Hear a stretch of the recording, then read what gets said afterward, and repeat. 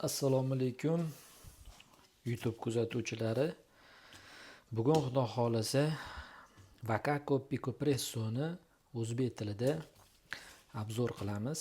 Ichida nimalar borligini ko'rib chiqamiz. Mana upakovkalarini ko'rishingiz mumkin. Upakovkalari vobshe chiroyli, yoqimli, sovg'a sifatida ham qabul qilishga arziydigan upakovkalardan bittasi. Xo'p, bu nima desanglar, bu kofe varka desa sal noto'g'ri ham bo'lsa kerak, chunki bu o'zi suvni qaynatmaydi. Bunga gaz kerak emas, svet kerak emas. Qaynoq suv bo'lsa bo'ldi bu apparatga. Masalan, kofe tayyorlaydigan apparat desak to'g'ri bo'lsa kerak. Video davomida buni to'liq ko'rib chiqamiz. Har birini, yana tayyorlash jarayonlarini ham ko'rib birgalikda tayyorlaymiz xudo xolasa. Kanalimizga obuna bo'lib qo'yinglar, podpisatsiya tugmasini bosinglar, kommentda fikringizni yozinglar. Videolarimiz qanaqa ketyapti? Bundan oldin mini presso Vakakoni qilgan edik, G2ni. Bu safar mana Vakako Picopressoni xudo xolasa boshlaymiz. Korobkasini ochamiz sekin. Mana korobkasini ochamiz. Mana bunaqa korobka ichida yana bitta korobka chiqadi. Mana qaranglar. Bu kimga sovg'a qilsangiz ham juda qadrli, qadr qimmatga ega narsa.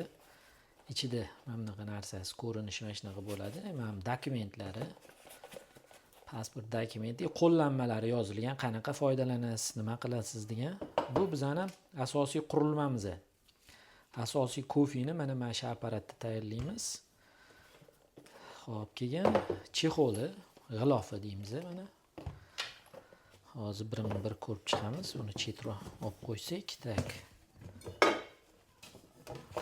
Chetroq olib qo'yamiz-da, boshlaymiz. Mana bu g'ilofi. G'ilofi ham bir chiroyli, qo'lga yoqadigan material bilan tayyorlangan. Koja deb bu koja emas, lekin qanaqadir yumshoq koja sifat material mana. Mana shundoq joylashadi mana. Mana shundoqqina qurilma qaranglar, bitta kaft bilan ushlasa bo'ladi mana. Bitta kaftimga sig'yapti. Bemalol kichkina sumkalarga, sayohat, yo'lda yuradiganlarga, misol uchun ofisda u yoqdan bu yoqqa bitta kofeni damlab ichib oladigan apparat. Masalan, o'sha 5000, 10000 dollarlik apparatlarni bemalol mazasini chiqarib bera oladi. Men bu o'zim ishlatyapman bu apparatni. Anchadan bir sinovdan o'tkazdim. Xo'p, g'ilofini ham chetga olib qo'yamiz deb o'zini bitta chochamiz. Mana shu kichkinagina apparatning ichiga qancha narsa sig'ib ketganini bitta ko'rsanglar bo'ladi. Oldindan aytib qo'ying, men barista emasman. Prosta kofeni yaxshi ko'raman. O'zbek tilida qidirdim, topa olmadim. Mana birinchilardan bo'lib o'zbek tilida birinchi bo'lib bo'lyapti. Bunaqa topa olmadim men. Balkim topsanglar silkasini berasizlar. Lekin birinchi marta nimaga chiqaryapman? Menga o'xshab mana shunaqa qanaqa foydalanishni bilmaydiganlar, nima o'zi bu bilmaydiganlar uchun foydali bo'lsin deb shu videoni qilyapman. Yana ham ko'paysa bundan nafaqat naborot xursand bo'laman. Xo'p, bo'lmasam boshlaymiz. Qurilmamizning qopqog'i, temperi, kofeni bosadigan narsasi, kofe to'kilib ketmasligi uchun tasmasi, xo'p, ichidan yana chiqadi cho'tkasi. Mana ko'rishingiz mumkin, yaqinroq ko'rsataman mana. Keyin mana bunaqa ninachasi, balans to'g'irlash uchun. Bular hammasini birma-bir ko'rib chiqamiz xudo xolasa. Bu porshini mana, porshini. Xo'p, keyin nimasi bor yana? Filtri, mana ko'rishingiz mumkin, filtri. Buni keyin alohida tayyorlash jarayonlarini ko'rsataman xudo xolasa. Bu qoshig'i. Kofeni o'lchash uchun qo'shuvchasi. Bu 52 mm 18 gram kofe ketadi. Ya'ni 2 hissa kofe, double espresso chiqarsa bo'ladi. 18 gram kofe ketadi bu savatimizga, kofe savatchasi.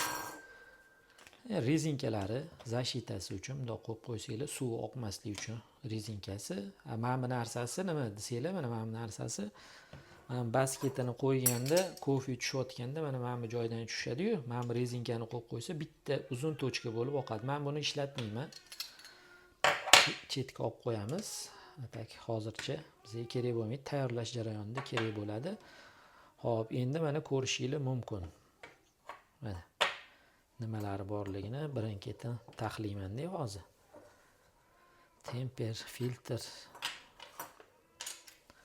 Mana bitta shu qurilmani ichiga shuncha narsa kirib ketdi. Mana ko'rishingiz mumkin, qaranglar mana. Bitta shu kichkinagina qurilmaga shuncha narsa joylashib ketdi. Xo'p, ko'rdinglar mana. Hamma narsasini chochdik va endi bizga tayyor kofe kerak bo'ladi. Bu yog'i kofe tayyorlash jarayonini ko'rsatamiz. Xo'p, bizga endi kofe kerak bo'ladi. Tayyorlashimiz uchun hammasini bitta chetga surib qo'yamizda. Menda ruchnoy kofe molka ham bor. Mana bunaqa qachonlardir sotib olgan edim. Bosch firmasini kofe molkasi ham bor. To'g'ri, professionalniy emas u. No, amallasa bo'ladi. Mana bizda kofemiz 18 gram qilib solib qo'yganman. O'sha mana bu idishimizga, savatimizga ketish uchun 18 gram kofe solib qo'yganman. Maydalaymiz. Maydalik darajasi qumdan ham maydaroq bo'lishi kerak.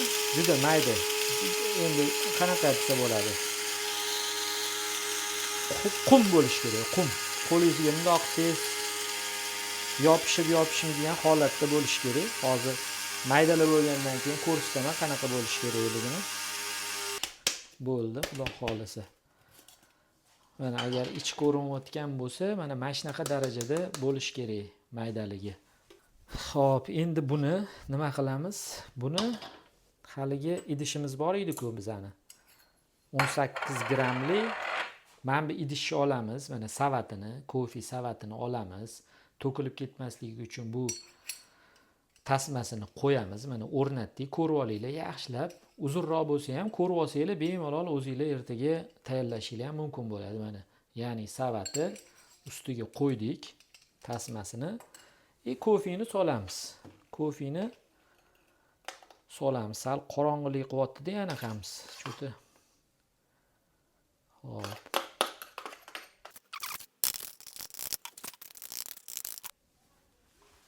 Xo'p, kofe savatimizga solib olganimizdan keyin kofe savatga solib oldik.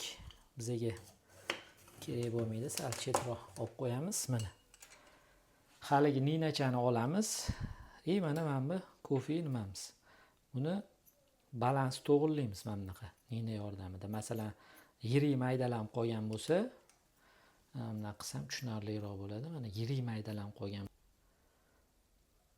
Buni qilib balans to'g'rilab olamiz, yaxshilab aralashtiramiz. Tak, bo'ldi. Buni aralashtirib bo'lganimizdan keyin ninani bir chekkaga qo'yamizda, 1-2 marta yeriga urib yoramiz mana. Urib yorsak, mana bunaqa holatga keldi. Keyin haligi temperimiz bor edi-ku, mana bu temperni olamizda, ustiga bosamiz mana. Ustiga bosib 1, 2, 3 aylantirib yoramiz. Ana undan keyin bu tasmasini chetga olib qo'yib, temperni o'zini alohida qattiq emas, o'rtacha bosim bilan bosamiz mana. Nomiga. Keyin aylantiramiz. Yana aylantirib, buni ham chetga olib qo'yamiz. Bularning vazifasi tugadi. Mana bunaqa holatga keldi taxminan. Ana endi bizga buni nima deymiz endi? Bu ham o'sha mana shu savatchani ushlab turadigan bir detali deydigan bo'lsa, bu detalni olib ustiga qo'yamiz haligi savatchani, kofe savatchasini. Ana buni endi ustiga mana bu filtrni qo'yamiz. Mana bu filtrni bundoq qo'yamiz. Joylashtirdik. Endi asosiy qurilmani qo'limizga olamiz va mana bu tarafiga, mana 3 ta tushirupli tarafiga qotiramiz mana. Qotiramiz. Qotirdik. Bo'ldi. Suvimiz qaynadi. Mana issiq suvni quyib olamiz.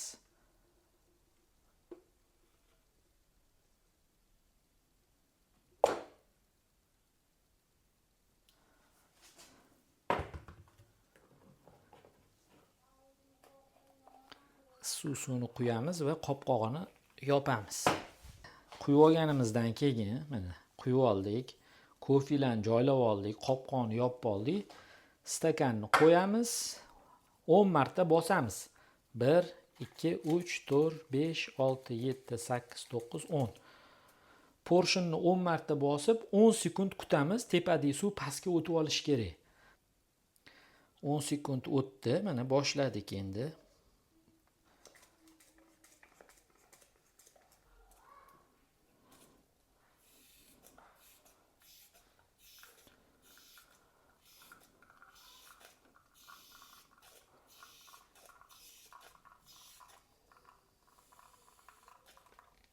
Bosishni ham bir xil qilasizlar. Bosishni ham bir xil qilsanglar, bir xil oqali kremlari joyida bo'lib, espressomiz tayyor bo'ladi.